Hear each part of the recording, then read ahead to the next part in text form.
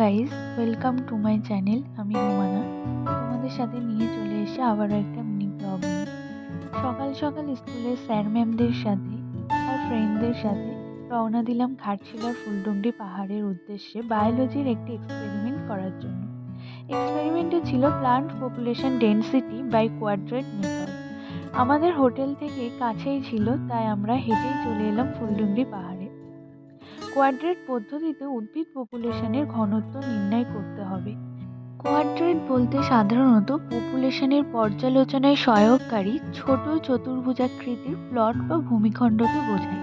আর quadrate পদ্ধতি হলো কোনো নির্দিষ্ট অঞ্চলের গাছপালার প্রকৃতি অধ্যয়ন করা হয়। এই পদ্ধতির সহায়তায় কোনো অঞ্চলের প্রকৃতি সম্পর্কে আমরা সুস্পষ্ট ধারণা লাভ করতে পারি। চলো তোমাদের সাথে প্ল্যান্ট ডেন্সিটি অ্যান্ড ফ্রিকোয়েন্সি অবজারভেশনের কিছু ফটো শেয়ার করি।